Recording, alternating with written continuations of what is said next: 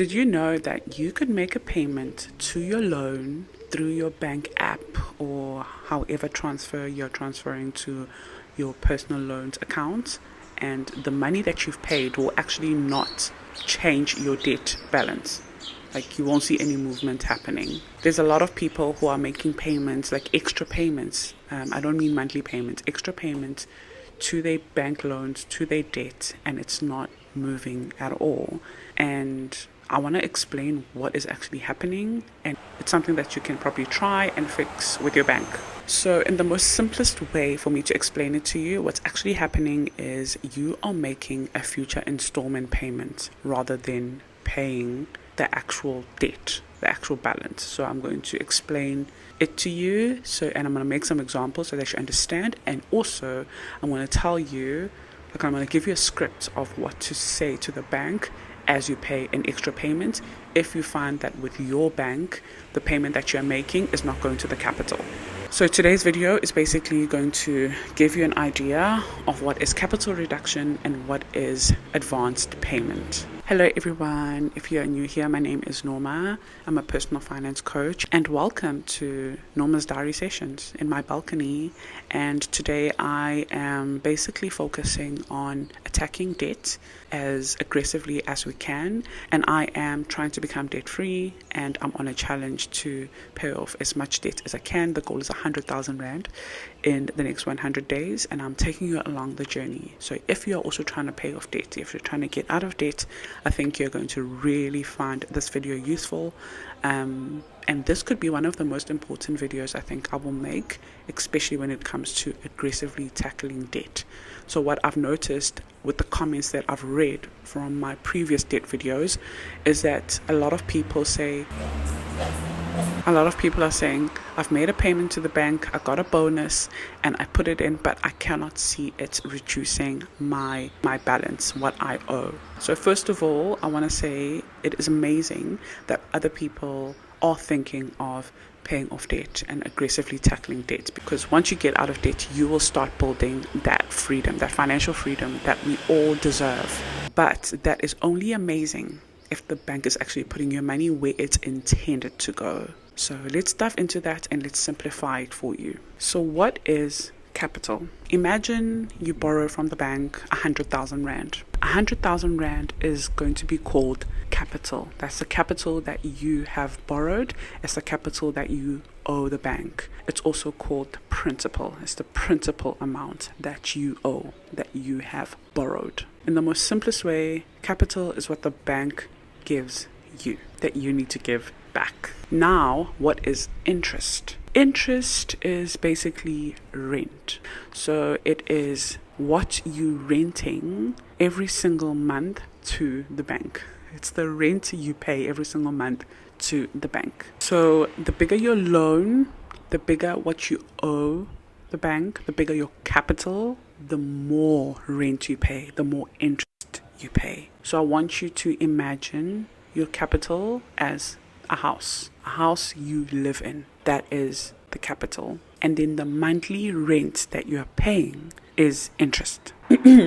Okay, sounds simple, right? So you're living in this house called capital, and you are paying a monthly payment, and a portion of that is rent, which is called interest. So the bigger the house, the more interest. The goal is to reduce the house so that you can pay small rent. So now let's dive in a little bit now, talking about how to pay extra so that you can aggressively get rid of the capital and get out of debt and be debt free, which is the goal. So let's say, for example, you have received 5,000 Rand, and maybe 5,000 Rand is from a stokvel, it's from a bonus, or it's just a 5,000 Rand that you received. Maybe you sold something that you no longer use. That's amazing, right? So you're thinking, I'm going to take that money and you're thinking, I'm going to take that money because I'm on a debt-free journey, and I'm going to put it into my debt so that I can attack this debt as quick as possible. But this is the mistake that a lot of people make, and maybe also that they don't understand with their bank's conditions. Some banks, you may pay that 5,000 Rand, and the bank may treat it as an advanced payment. So now, what is an advanced payment? An advanced payment simply means you have paid next month's monthly installment. So you make your 5,000 Rand payments. The bank interprets it like, okay, you are on credit for next month, which means you don't have to pay for next month. Sounds great, right? Like I don't have to worry about my minimum payment for next month. But your loan has not changed. Your loan has not reduced. The 5,000 Rand is now just an advanced payment for your monthly installment, but the loan balance is still the same. The interest is going to be still the same. So it actually defeats the purpose of paying an extra, because now it just gives you a month of not worrying about your monthly installment, but you're going to end up misusing those funds anyways. So this is what we don't want. Cancel that out. If you're paying and your bank treats it as an advance payment and you feel like you're going to benefit because next month you're not going to pay, it defeats the purpose. It's not going to really help you. So cancel that. We want capital reduction. We want to reduce what we owe so that we can pay off our debt quicker and that we can start paying less rent, so less interest. So now let's talk about capital reduction. If you pay that 5,000 Rand bonus into your capital directly, my bank does that. You've seen it, where I transfer a 300 Rand, a 20 Rand, a 1,000 Rand, whatever I can, and it reduces what I owe. Directly it reduces the capital. So example, you have 100,000 Rand that you owe and you pay 5,000 Rand as a capital reduction payment, an aggressive approach of tackling your debt. You are now going to be left with 95,000 Rand immediately. If right now I'm owing 35,000 in my debt, I'll have it somewhere up here. If I right now transfer 5,000, it will drop to 30,000 immediately.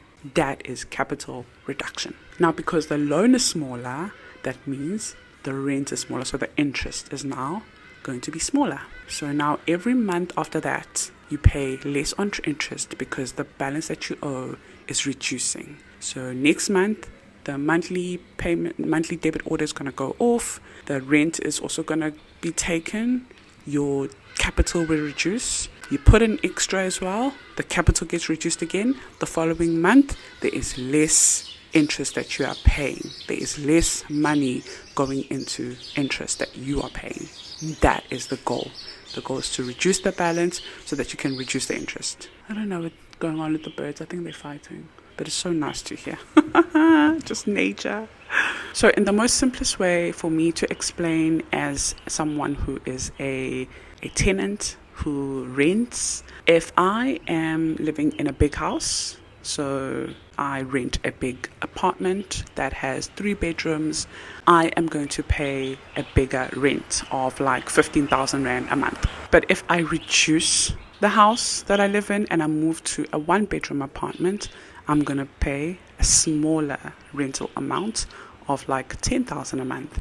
And if I reduce it more to just a studio, I'm going to end up paying 8,500 Rand a month. And that is basically how I want you to look at the capital as the house you live in, and then the interest as the rent you're paying. So the smaller the capital, the smaller house you live in, the smaller rent. I hope everything is simplified and it makes a lot of sense to you. So now let's talk about what if you have a bank that does not reduce your capital immediately like how mine does. What I want you to do is to make that extra payment because you've got your account number for your bank, and then contact the bank.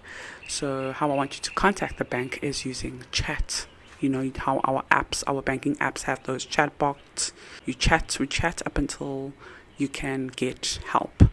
So this is the words I want you to use. I have made a payment of this amount of 5,000 Rand, and I want this entire amount to go to the principal, the capital that I owe, not as an advanced payment. You wait obviously for a response.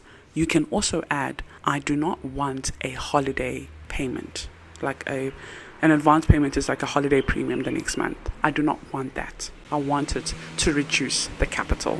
And then you can also add, please confirm that this payment will reduce the amount that I owe. You can also add it will reduce my loan term. I do recommend taking a screenshot. I take a lot of screenshots of payments I make just to have everything in writing and have the proof with you, just in case anything goes wrong. You have everything and the confirmation was in writing. Always keep your receipts. Always. So it's important to understand the type of system and the type of processes and conditions that your bank uses so that you can operate according to that. Because all banks and all loans have different procedures and different conditions, so you have to understand the money that you've owed, how can you pay it back, and what's the most easiest way for you to manage the whole situation, and then follow that route. So I hope that today's video was quite helpful when it comes to attacking your debt and making sure that everything is going exactly according to what you have planned with your money and your financial journey. And if you're really serious about becoming debt free, then I really do recommend joining my debt free challenge.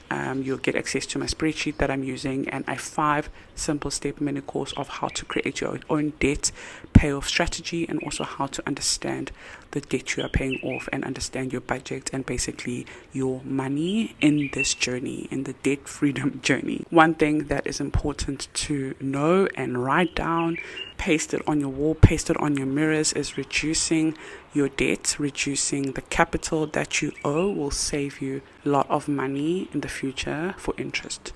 So it's going to help you pay off your debt quicker and also save a lot of money. So both of these are amazing.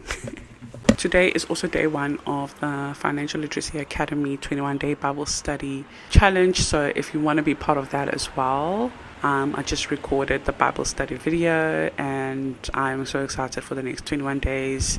And the focus is just on understanding what God wants us to do in this life. Like, I feel like we are all just running around like headless chickens trying to control our lives and realizing that we actually have no control. The sun is literally on my face and there's no running away from it. But anyways, if you want to join the 21-day Bible study challenge and you want to really strengthen your relationship with God, understanding your journey right now, and obviously if you also want the debt-free challenge, it's available in the FLA as well.